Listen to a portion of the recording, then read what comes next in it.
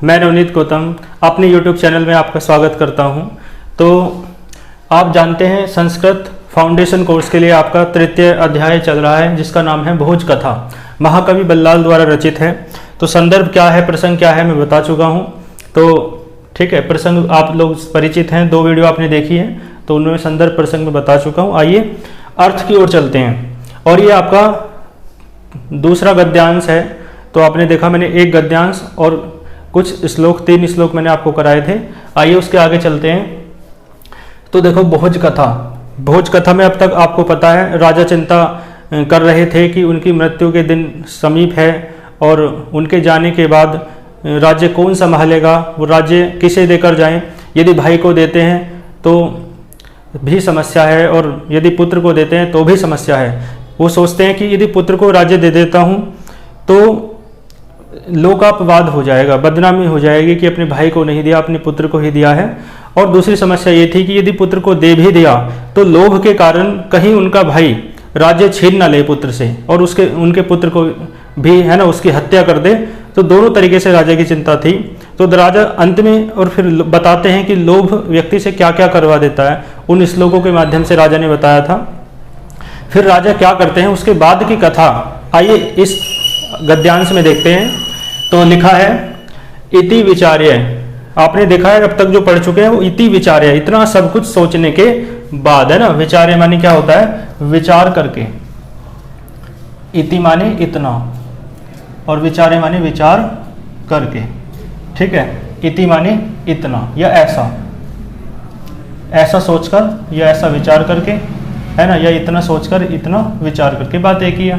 तो इतना सोचकर या इतना विचार करके राज्य माने राज्य को किसे दे दिया, मुंजाए। मुंज कौन है उनका, राजा का भाई है मुंज। तो मुंजाए माने मुंज को दे दिया, मुंज के लिए, है ना, या मुंज को। दत्वा माने देकर, ठीक है। तो कुल मिलाकर राजा ने अंत में डिसीजन, निर्णय यही लिया कि वो राज्य किसे देंगे, वो राज्य मुंज को देंगे, अपने भाई को देंगे, अन्यथा लोकापवाद हो जाएगा, ठीक है। और लोकापवाद भी ना हो तो भी यदि अपने पुत्र को देते हैं तो भी राज्य और पुत्र दोनों पे संकट है, इसलिए उन्होंने अपने भाई को ही देना उचित समझा। आइए देखते हैं। तो इतना सोचकर, इतना विचार करके राज्य मुंज को देकर, देखो यहाँ 2 शब्दों की संधि है, तदुत्संगे। देखो यहाँ लिख देता हूं मैं, जगह थोड़ा वहां है नहीं, तत् प्लस उत्संगे, तत् प्लस उत्संगे।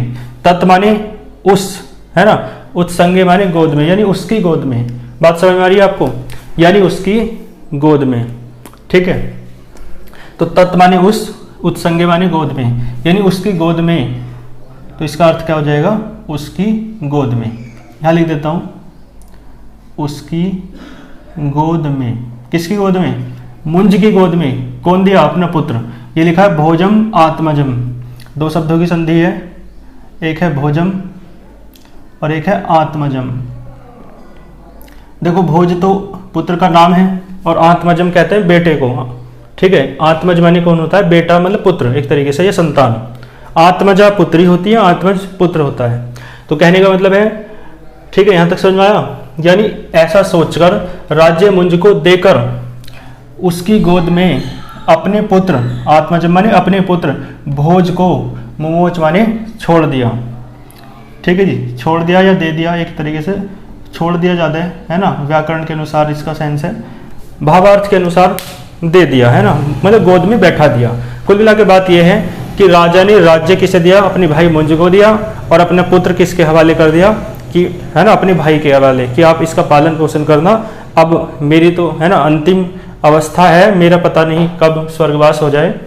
तो ये बात समझ में आई आपको। प्रथम पंक्ति कह रही है कि इतना सोचकर या ऐसा विचार करके राज्य मुंज को देकर उसकी गोद में अपने पुत्र भोज को छोड़ दिया, है ना, समझिए, गोद में बैठा दिया। तो देखो ततः का अर्थ है तब, आपको इधर का दिख रहा है। ततः माने क्या होता है, तब, ठीक है, तब। देखो यहाँ भी 2 शब्दों की संधि है, यहाँ लिख देता हूं, एक तो है क्रमात्, है ना, और प्लस है राजनी, क्रमाद्र जनी, है ना। क्रमाद राजनी का अर्थ है क्रमाद प्लस राजनी। तो क्रमाद का मतलब है क्रम से, यानी इस तब क्रम से, यानी पहले वो काम किया अब उसके बाद ये किया, इसका मतलब है तब क्रम से का अर्थ है मतलब इसके पश्चात। राजनी माने राजा, है ना, राजा। दिवम माने स्वर्ग, दिवम का क्या अर्थ है स्वर्ग। तो इसका पश्चात राजा स्वर्ग को, गते माने चले जाने पर, इसका मतलब है राजा, इसके पश्चात राजा कहाँ चला गया, स्वर्ग चला गया, अर्थात उसका स्वर्गवास हो गया, है ना। इसका मतलब क्या हुआ, मृत्यु हो गई, कहने का सीधा सा मतलब ये है। इसके पश्चात राजा के स्वर्ग को चले जाने पर, ठीक है, यहाँ तक समझ में आई बात। इसके पश्चात तत्क्रमात्, ततः क्रमात् का मतलब है इसके पश्चात, ततः माने तब, और क्रमात् का मतलब है मतलब जो अगला क्रम है, मतलब इसके बाद, है ना। तो इसके पश्चात राजा के, दिवम माने स्वर्ग को, और गते माने चले जाने पर, ठीक है। संप्राप्त राज्य संपत्ति मुंजो, ठीक है, समझ में आई बात। यानी राजा के स्वर्ग में चले जाने पर मुंज, देखो ध्यान देना, राज्य और संपत्ति प्राप्त करने वाले मुंज ने, इसका क्या अर्थ है, राज्य और संपत्ति, संप्राप्त मतलब प्राप्त करने वाले, मुंजो माने मुंज ने क्या किया, मुंज ने, कौन से मुंज, यानी राज्य और संपत्ति जिसने प्राप्त कर लिया ना, ऐसा मुंज। तो इसका मतलब है राजा के स्वर्ग, है ना, इसके पश्चात राजा के स्वर्ग चले जाने पर, ठीक है, राज्य और संपत्ति प्राप्त करने वाले मुंज ने, यहाँ लिखा है मुख्यम, देखो यहाँ पे दो शब्दों की संधि है, एक तो है मुख्यम, हाँ मुख्य है बस, मुख्य प्लस, और दूसरा है अमात्यम। अमात्यम होता है मंत्री, अमात्य मंत्री, और मुख्य यानी जो सबसे प्रमुख मंत्री है, ठीक है। तो यानी राजा के स्वर्ग में चले जाने पर राज्य और संपत्ति को प्राप्त करने वाले मुंज ने मुख्यम अमात्य, जो प्रमुख मंत्री, बुद्धिसागर नामानम, बुद्धिसागर नाम के प्रमुख मंत्री, ठीक है। आगे देखते हैं, व्यापार मुद्रया, देखो व्यापार तो व्यापार होता है यानी कार्य, और मुद्रा होता है बहाने से, बहाने से यानी कार्य के बहाने से, ठीक है। तो कहने का मतलब है कार्य के बहाने से, दूरी माने दूर, और कृत्य माने करके, कृत्य का क्या अर्थ है करके, ठीक है। तत्पदे अन्य, अन्य है ना, तत् माने उसके, पदे माने पद पर, अन्य माने दूसरे को, नियोजयामास माने नियुक्त कर दिया। समझ आई बात। प्रथम मतलब ये पंक्ति अभी आके समाप्त हुई है, नियुक्त कर दिया। तो देखो अब जोड़ते हैं, एक एक शब्द का अर्थ समझ लिया आपने। तो इसका मतलब है इसके पश्चात राजा के स्वर्ग को चले जाने पर राज्य और संपत्ति प्राप्त करने वाले मुंज ने प्रमुख, मुख्य माने प्रमुख, प्रमुख मंत्री को, प्रमुख मंत्री बुद्धिसागर नाम, मतलब बुद्धिसागर नाम के प्रमुख मंत्री को व्यापार मुद्रा, कार्य के बहाने से, दूरी कृत्वा, दूर भेजकर, है ना, दूर करके, मतलब दूर भेज दिया उसे कहीं, जो मुख्यमंत्री था, है ना, प्रधानमंत्री, मतलब जो सबसे प्रमुख मंत्री था, तो उसे दूर भेजकर तत्पदे, उसके, तत् माने उस, पदे माने उसके स्थान पर, अन्य माने दूसरे को, और नियोजयामास माने नियुक्त कर दिया। कहने का सीधा सा मतलब ये है, इसके मन में कोई षड्यंत्र चल रहा है मुंज के।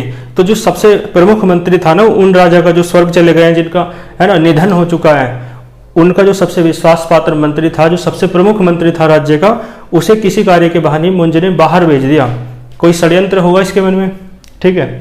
तो कार्य के बहाने से उसे क्या कर दिया, दूर भेज दिया। यहाँ तक समझ में आ गया होगा, एक एक शब्द का अर्थ मैंने बता दिया है। आगे देखें, ततो, ततो माने फिर वही तब, तब, है ना। क्षितिपाल पुत्रम, क्षितिपाल कहते हैं, क्षिति माने पृथ्वी, और पाल माने उसके पालन करने वाले, माने राजा। क्षितिपाल माने क्या होता है, राजा, और पुत्रम माने पुत्र, यानी राजा के पुत्र। तब राजा के पुत्र को, है ना, पुत्रम, पुत्रम माने पुत्र को, द्वितीय विभक्ति है, जैसे फलम तो फल को, बात समझ में आ रही है। तो तब राजा के पुत्र को, गुरुभ्य माने गुरुओं से, और वाच्यति माने पढ़वाने लगा, ठीक है। यानी वो जो बालक था ना भोज, उसकी शिक्षा का प्रबंध किया इसने, ठीक है। तब राजा के पुत्र को, यानी भोज को, राजा के पुत्र का नाम क्या है, भोज। तब राजा के पुत्र को गुरुभ्य माने गुरुओं से, जो गुरुजन होते हैं, गुरुजनों से, वाच्यति माने पढ़वाने लगा, ठीक है। यानी गुरुओं से उसकी शिक्षा ग्रहण हो, है ना, ऐसा प्रबंध कर दिया। ततः माने तब, क्रमेण माने ततः क्रमेण का मतलब इसके पश्चात, है ना, यानी इसके क्रम अगला जो कोई काम है तो इसका मतलब होता है इसके पश्चात, है ना। सभायाम माने सभा में, सभा समझ रहे हैं, सभा, सभा जो होती है, मंडली जो होती है, इसके पश्चात सभा में ज्योति ही शास्त्र पारंगतः।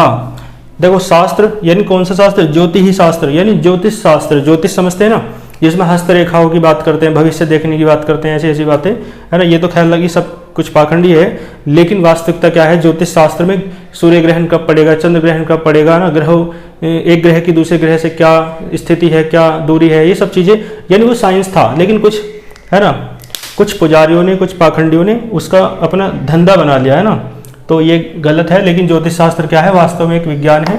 तो समझ रहे हैं आप। इसके पश्चात सभायाम माने सभा में ज्योति ही शास्त्र पारंगतः, यानी ज्योतिष शास्त्र में पारंगत, ज्योतिष शास्त्र को जानने वाला, सकल, सकल माने संपूर्ण, विद्या, विद्या माने विद्या तो आप समझते हैं, चातुर्य, चातुर्यवान, चातुर्यवान का अर्थ है चतुर। देखो चातुर्यवान यहां तक दिख रहा है, तो इसका अर्थ हो जाता है चतुर। और सकल, सकल का अर्थ होता है संपूर्ण या समस्त कह दो, ठीक है, संपूर्ण या समस्त। तो सकल विद्याओं में यानी संपूर्ण विद्याओं में, ठीक है, एक मिनट रुकिए, ये थोड़ा एडजस्ट कर लेता हूँ। सभी विद्याओं में, ठीक है, सभी विद्याओं में जो चतुर है आपका, ये कौन आगे आएगा, ये जो विद्वान है ना। देखो यहां से पढ़ते हैं, इसके पश्चात सभा में ज्योतिष शास्त्र में पारंगत, है ना, ज्योतिष शास्त्र का जानकार, सकल माने समस्त विद्याओं में चतुर, समस्त विद्याओं में कैसा है, चतुर है। और कौन है, ब्राह्मणः, यानी एक विद्वान है, ठीक है। ब्राह्मण का क्या अर्थ होता है, ब्राह्मण यहाँ कोई जाति से अर्थ नहीं है, समझे ना, अब तो वो जाति सूचक ज्यादा हो गया है शब्द ये, तो इसका अर्थ क्या है, विद्वान, यानी एक विद्वान आए सभा में, है ना। और वो विद्वान कैसे हैं, वो ज्योतिष शास्त्र में पारंगत हैं और वो समस्त विद्याओं के जानकार हैं, है ना, समस्त विद्याओं में वो चतुर हैं, ठीक है। तो ततः कर्मेण माने इसके पश्चात सभा में ज्योति ही शास्त्र पारंगतः, ज्योतिष शास्त्र में पारंगत, है ना, कुशल, ज्योतिष शास्त्र के जानकार, सभी विद्याओं को, सकल विद्या माने सभी विद्याओं को, सभी विद्याओं में, है ना, चातुर्यवान का मतलब चतुर, एक विद्वान, है ना, एक विद्वान समागम में माने प्रवेश करके, समागम में का क्या अर्थ है, प्रवेश करके। तो एक विद्वान आए सभा में प्रवेश करके, राज्ञे माने राजा से, राजा से क्या बोले, राजा कौन, अब जो मुंज है उसके, उससे स्वस्ति, क्या बोले, स्वस्ति, स्वस्ति माने कल्याण हो, क्या हो, कल्याण हो, ठीक है, बोलते हैं ना, आपका कल्याण हो, राजा को आशीर्वाद दिया मतलब, है ना। इति, देखो यहाँ पे तीन शब्दों की संधि है, एक तो इति, एक उक्तवा, है ना, उक्तवा, और एक है उत्तिष्ठ। इति प्लस उक्तवा प्लस उत्तिष्ठ। देखो इति माने होता है, ठीक है, इति माने क्या होता है, इति माने इतना, उक्तवा माने कहकर, और उत्तिष्ठ माने, उत्तिष्ठ नहीं है ये उपविष्ट है ना, उत्तिष्ठ माने तो उठना होता है, लेकिन यहाँ पे क्या है, इति उक्तवा उपविष्ट, है ना, उपविष्ट, हाँ उपविष्ट है, उपविष्ट माने होता है बैठना, ठीक है। तो कहने का मतलब है समागम में माने प्रवेश करके, राज्ञ माने राजा से, है ना, राजा से क्या कहा, स्वस्ति, स्वस्ति माने कल्याण हो, इति उक्तवा इतना कहकर, उक्तवा माने कहकर, उपविष्ट माने बैठ गए, यानी सभा में आए थे और राजा से कहा, राजा तुम्हारा कल्याण हो, इतना कहकर वो सभा में बैठ गए। आइए दोबारा देख लेते हैं, ठीक है। यहाँ से देखो, इसके पश्चात सभा में, सभायाम माने सभा में, ज्योतिष शास्त्र, ज्योतिष शास्त्र में पारंगत, सकल यानी संपूर्ण विद्याओं में चतुर, विद्वान, समागम में माने प्रवेश करके, राज्ञ माने राजा से, है ना, क्या बोले, स्वस्ति माने कल्याण हो, और इतना कहकर वे बैठ गए, है ना। इति माने इतना, उक्तवा माने कहकर, उपविष्ट माने बैठ गए। आगे देखो सा माने वह कौन, वो जो विद्वान आए थे अभी, है ना, उनकी बात हो रही है, तो सा माने वह। देखो यहाँ पे दो शब्दों की संधि है, च प्लस अह, अह माने कहा, यानी च माने और होता है, ठीक है, च माने क्या है, और वह, अह माने बोले, और वह बोले। कौन बोले? यानी वो जो विद्वान आए थे ना वह बोले और वह बोले। बात समझ में आ रही है? क्या बोले? कि देव, राजा को संबोधित करते हुए देव कहा उन्होंने कि हे देव, लोको अयम, लोको अयम होगा है ना, यहाँ पे यह होगा लोको अयम। लोको अयम का क्या अर्थ है? यानी लोकः प्लस अयम, अयम माने यह और लोक माने लोक, यानी ये संसार। यानी उन्होंने क्या कहा?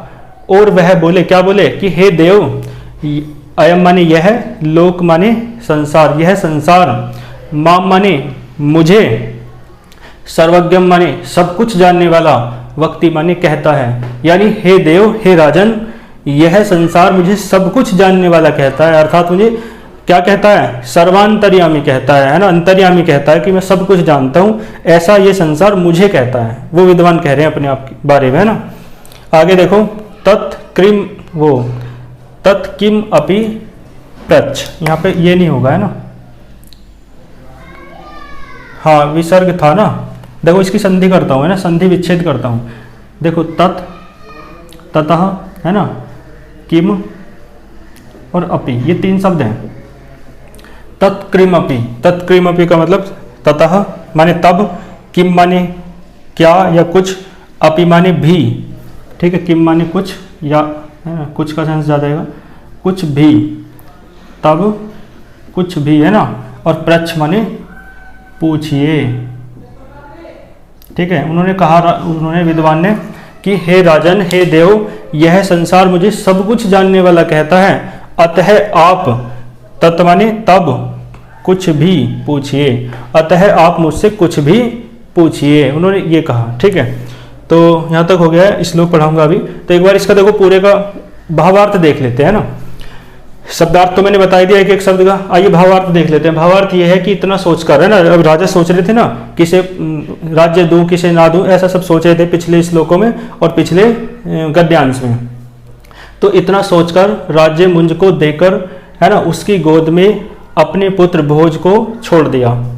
आगे क्या है? इसके पश्चात राजा के स्वर्ग चले जाने पर, ठीक है, राज्य और संपत्ति प्राप्त करने वाले मुंज ने अपने प्रमुख मंत्री बुद्धिसागर नाम के प्रमुख मंत्री को बुलाकर, ठीक है, बुलाकर नहीं, बुद्धिसागर नाम के प्रमुख मंत्री को व्यापार मुद्रा कार्य के बहाने से दूर करके तत्पदे अन्यम, उसके स्थान पर अन्य नियोजयामास, अन्य किसी को नियुक्त कर दिया, ठीक है। ततो यानी मंत्री को हटा दिया, उसे कार्य के बहाने से बाहर भेज दिया और उसके स्थान पर किसी दूसरे व्यक्ति की नियुक्ति कर दी, उसे बना दिया मंत्री अब, है ना। ततो गुरुभ्य, और उसके पश्चात राजा के पुत्र को गुरुओं से पढ़वाने लगा। ततः माने तब, यानी उसके पश्चात सभा में ज्योतिष शास्त्र के विद्वान और समस्त प्रकार की विद्याओं में चतुर, है ना, ब्राह्मण यानी विद्वान समागम में माने प्रवेश करके, सभा में प्रवेश करके, राज्ञ माने राजा से बोले, क्या बोले? स्वस्ति माने कल्याण हो, इति उक्तवा, ऐसा कहकर, है ना, ऐसा कहकर बैठ गए। उपविष्ट माने बैठ गए। स चाह, देखो स चाह, च का मतलब और, से का मतलब है, और अह का अर्थ बोले। और वह बोले कि हे देव, हे राजन, यह संसार, माम माने मुझे, सर्वज्ञ माने सब कुछ जानने वाला, वक्ति माने कहता है, ठीक है। तत्किमपि प्रच्छ, तत् माने तब, है ना, किमपि माने कुछ भी, और प्रच्छः माने पूछो, पूछिए, ठीक है। इतना कहा उन्होंने। आइए श्लोक की ओर चलते हैं, श्लोक भी आप समझ लीजिए, ठीक है, ठीक है। श्लोक और देख लीजिए, छोटा ही है। देखो, कंठस्था या भवेत विद्या सा प्रकाशया सदा बुधये, या गुरव पुस्तके विद्या तया मूढ़ प्रतार्यते। देखो क्या अर्थ है इसका, मैं थोड़ा सा रफ कर देता हूँ। ये नीचे का सब है ना, आप स्क्रीनशॉट ले लेना या लिख लिया करो। हालांकि टाइम नहीं है खैर अब तो इतना, जिनकी अभी परीक्षा है वो देख लेंगे अपने हिसाब से किस तरीके से तैयार करना है उन्हें, ठीक है। देखो, कंठस्थ माने, कंठ माने गला और स्थ माने स्थित, यानी जो गले में स्थित है, यानी जो कंठस्थ है, यानी जो हमें याद है। या माने जो, है ना, या माने जो। और भवेत विद्या, देखो यहाँ दो शब्दों की संधि है, एक तो है भवेत और एक है विद्या। विद्या माने आप समझ रहे, विद्या यानी जो विद्या है ना, कहाँ स्थित है, कंठ में स्थित है, यानी जो हमें कंठस्थ है, जो हमें याद है। तो जो है ना विद्या कंठस्थ, भवेत माने है, ठीक है, यानी जो विद्या हमें कंठस्थ है, सामान्य वह, बुधे माने ज्ञानियों के द्वारा, सदा माने सदैव, प्रकाश्या माने प्रकट की जानी चाहिए। यानी कहने का सीधा सा मतलब यह है कि जो ज्ञान हमारे पास है वो हमें प्रकट करना ही चाहिए, ठीक है। ऐसा नहीं है कि हमें किसी विषय के बारे में ज्ञान है और हम मौन धारण करने बैठे रहें, ठीक है। तो कहने का अर्थ यह है कि जिन ज्ञानियों के पास जो ज्ञान होता है वो उन्हें व्यक्त करना चाहिए, उन्हें प्रकट करना चाहिए, ठीक है। तो कंठस्थ हमारे जो ज्ञान कंठस्थ है, हमें कंठस्थ माने याद है ना, जो चीजें मन मस्तिष्क में समाई हुई हैं ज्ञान के तौर पे, है ना। या माने जो विद्या, जो विद्या है ना, कंठस्थ माने कंठस्थ, भवेत माने हो, जो विद्या कंठस्थ हो, सामान्य वह, बुधे माने ज्ञानियों के द्वारा, सदा माने सदैव, प्रकाश्या माने प्रकट की जानी चाहिए। यानी जो विद्या हमें कंठस्थ है, जो हमारी विद्या हमारे पास है, उसे हम ज्ञानियों के द्वारा सदैव प्रकाशित की जानी चाहिए, ठीक है। जो विद्या कंठस्थ है उसे ज्ञानियों के द्वारा सदा प्रकाशित या प्रकट की जानी चाहिए। आगे लिखा है या माने जो, गुरु, जो गुरु के पास है, पुस्तकें, जो पुस्तक के पास है, विद्या, ठीक है, यानी जो विद्या गुरु और पुस्तक के पास है, तया माने उसके द्वारा, मूढ़ा माने मूर्ख, प्रतार्यते माने ठगा जाता है। कुल मिलाकर बात यह है ना, जो विद्या पुस्तकों में है जो और गुरु के पास है, वो विद्या हमारे किसी काम की नहीं है। हमारे काम की सिर्फ वही विद्या है जो हमें कंठस्थ है ना। हमारे गुरु को बहुत ज्ञान होगा, जो पुस्तकें हैं उनमें बहुत ज्ञान समाया है, लेकिन हमारे किस काम का है, ठीक है।